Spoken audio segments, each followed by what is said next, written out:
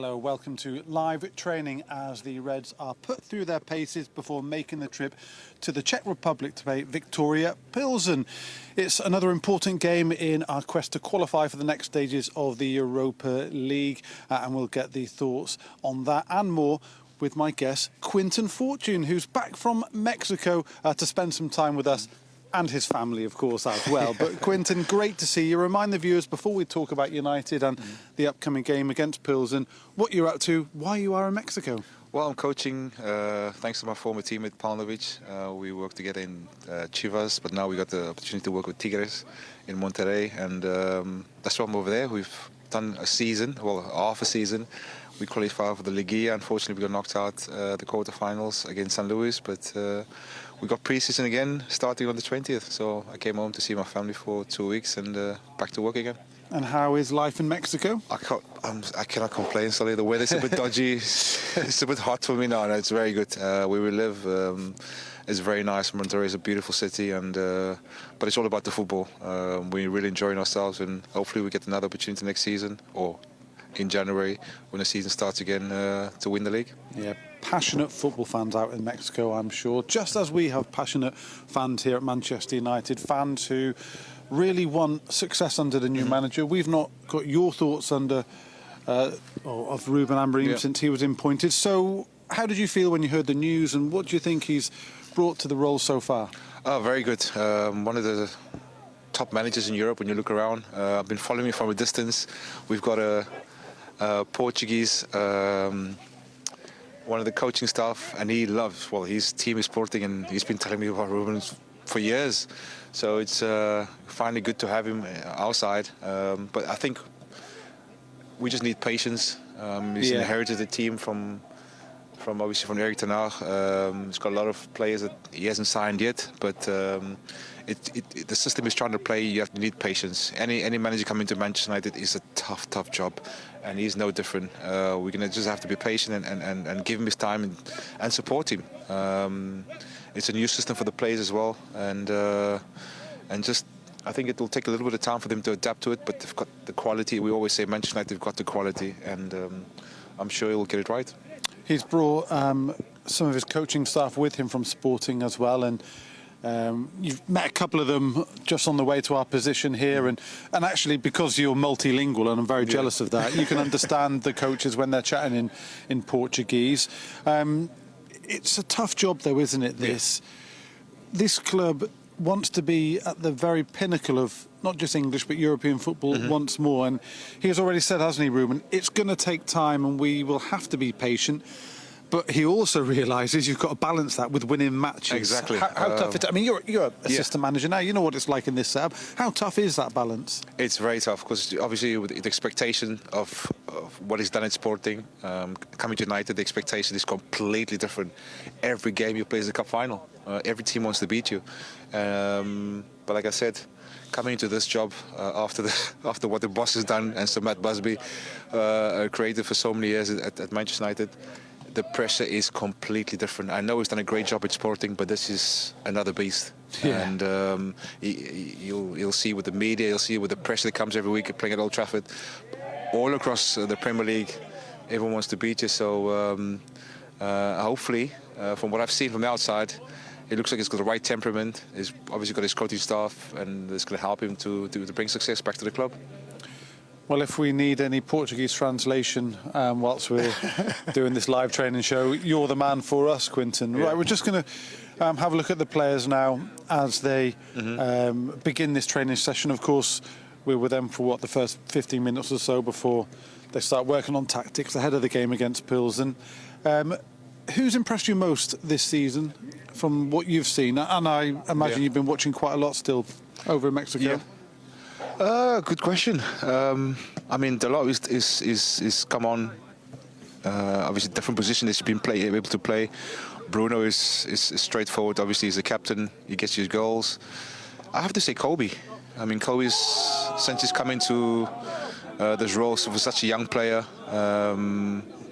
outstanding in terms of his experience already, and for such a young player coming to that position he's playing. You have to say Kobe's probably the one that's impressed me. What about Ahmad? He has found himself apologies for as that, yeah. a right wing back under the new Ahmad, yeah, formation. How do you think he's done? No, I take it back. Kobe's done well because from last season or the season before that, but Ahmad has been for me the one has just surprised everyone. Everyone knew. I spoke to Fletch a couple of times about him, and he says the quality is there. It's just amazing talent, and he just needs this opportunity. And since he's been in the team, every time he's played, he's either created or scored goals. So. And that's what you want from your wide players. But I think he's more of a 10 for me. But at the moment, he's playing in a position that the manager needs him to play, and he's doing a great job. Is it difficult for a winger or a 10, as you say, to play in that role in Ruben's formation as a wing back? Because he will have to do his fair share of defensive duties as well. Yes. And when you see the Ruben's team at Sporting, everyone were doing the job. You need a lot of runners, so the players need to be physically fit for that kind of system that they have to play. But with his quality, I don't think he'll have a problem with it. But yeah, you need more physical players for the system that he wants to play. Diogo can flourish in this system, can't he? Because he will play on the width in the four. He can play left or he can play right. And does it make it easier for him that there's three centre-backs, three defenders with him? Fletcher's coming over, I think, to say hello to you. You're not joining in? It's good to know that you and Fletcher still chatting, by the way, while you're over in Mexico. I'm going to get abused in a few minutes, don't worry about that. But yeah, for Diogo, is it kind of easier for him in a way to be able to play either side of the four, knowing that there are three centre-backs or three defenders behind him? He'll probably be the one. You watched the game the other day when Ahmad was playing on the right-hand side and Diogo was playing on the left. Whereas Ahmad, obviously he's probably more an attacking player, and I want him to attack more. Whereas Diogo can go and do his bit up front, but at the same time come back as a left back as well and make it at the back four.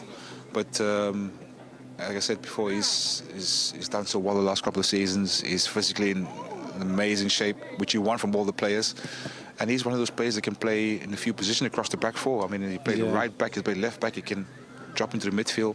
He's just a very good player. Yeah, sure is. Well, we're speaking of fullbacks. I mean, you can't really see him from here. You might be able to see Malacia there.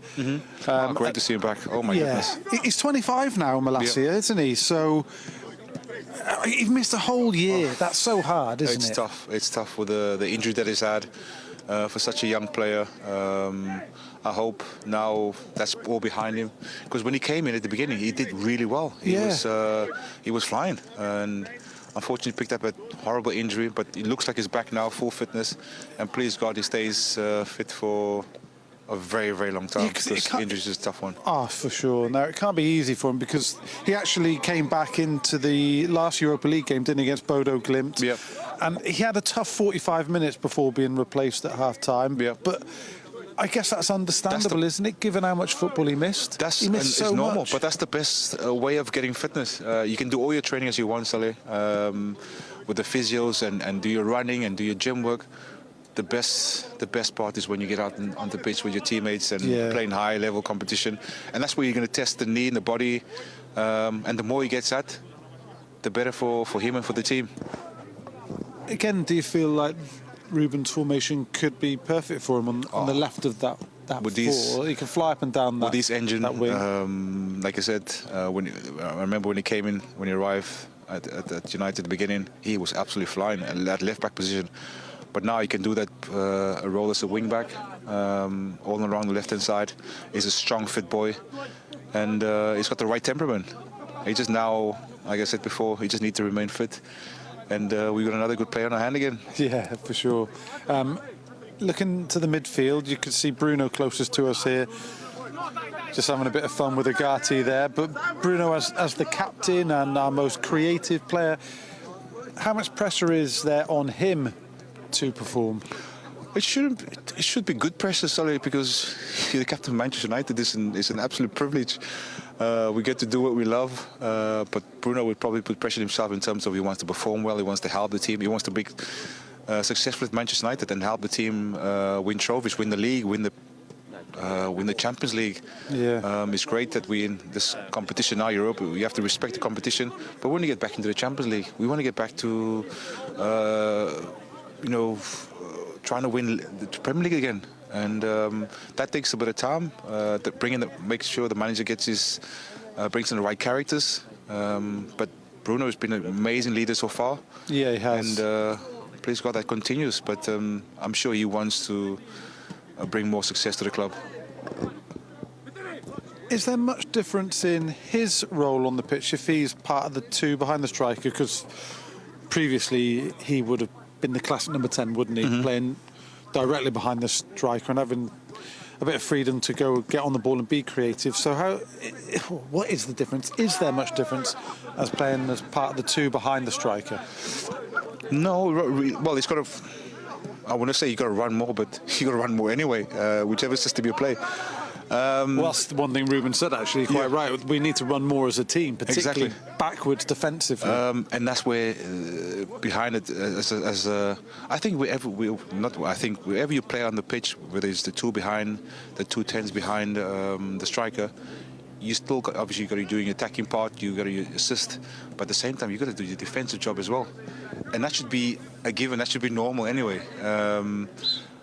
But no, Bruno's one of those players you can play him in many positions and he'll do a good job. But I guess it's a new system. They're going to have to adapt. But it's definitely a running system. They're going to have to run and make sure that they do the defensive job, every single player.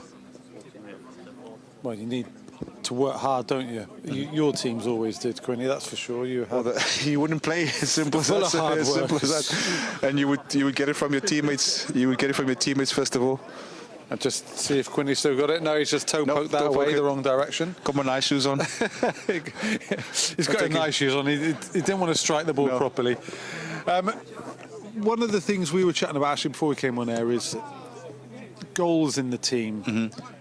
Have we got enough goals in the team? No. Do we need more goals in the team? We need more goals. So we need more. Oh my goodness! Obviously, you want your strikers. Hojlund, you get more goals. Zexi, but not just from your strikers, from everyone.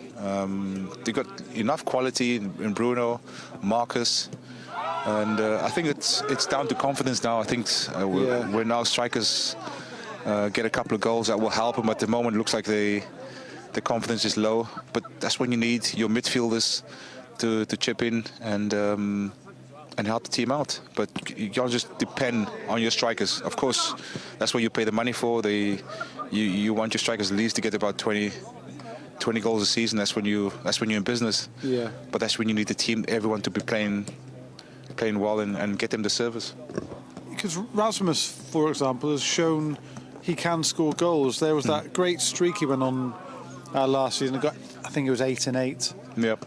And again, he's found the target reasonably consistently this season without being an out goal scorer, which we know he can be. So what does he need to work on to be able to start putting up the numbers that we know he's capable of? I think when I watch him play, he definitely puts in the effort. Now it's just that you cannot deny. The effort is unbelievable. You cannot deny that. I think now we just that final bit of detail, and that comes from just getting a goal, the movement before he gets into the box, and a connection with the players, his teammates, where sometimes you don't even need to shout for the ball. You just make an eye contact, they know his movement, and getting in the right position, getting in the box, and trying to hit the target most of the time. When your confidence is low, you get opportunity, you want to smash it. Sometimes you need to pass it in. But that comes down to him now. He just needs to remain calm, keep doing what he's doing, work hard in training, see himself scoring, and prepare himself, mentally for when the moment does happen. Because he's definitely got the quality and just needs more service, and he'll score more goals. Tell you what, though, and they always do, to be fair. They seem in great spirits. It seems. Oh yeah, when you give any team a rondo, a box, you can take this anywhere in the world and you'll see the players. You'll hear this noise, the atmosphere, and you'll see the players enjoy themselves because it's the best part of getting the players going. And yeah, rondos are definitely to get the atmosphere going. It looks fun, doesn't it? Oh, it's the best. It's the best. You can do this every single day of your life as a player. Is that the bit you miss, or as an assistant manager now, do you still get involved in? So yeah, I don't want to get. I can't move his legs, and the players will just take the mickey out of me. But Yeah. But no, this is the best part. This is what I miss. The banter. You know, when you get 20 passes, someone nutmegs you, and then it all kicks it from there. I know that is what every retired player says they miss, is the time on the training ground with your mates and having fun whilst representing this magnificent club. Exactly. On Plzen then, the lads will travel out to the Czech Republic later today, and then the match, 5:45 p.m. UK time tomorrow, so make sure you join us on Matchday Live 1 hour 5 minutes before that. They are second in the Czech League. They have an identical record in Europa League to us, 2 wins, 3 draws. They drew with Eintracht Frankfurt, which was a good result. They beat Dynamo Kiev. They beat Dynamo Kiev. They've achieved some good results, so this is by no means an easy game. Absolutely no chance. I had a look at them just before they asked me to come and speak to you about a very good team. Very good team. Play 5. The system they played was 5-3-2. So wing backs are very good, and we're going to have to be on our game. There's absolutely no way we're going to go over there and think it's going to be easy. So it's going to be a tough one. It sure will. Really looking forward to the game, though. That's all we've got time for live training. Keep an eye on the official Man United app for the press conference, which is happening out in Czechia later today. Quinlan, it's been a pleasure having you back. Really good to see you again. Thanks for joining us, and good luck to United against Plzen tomorrow. See you then.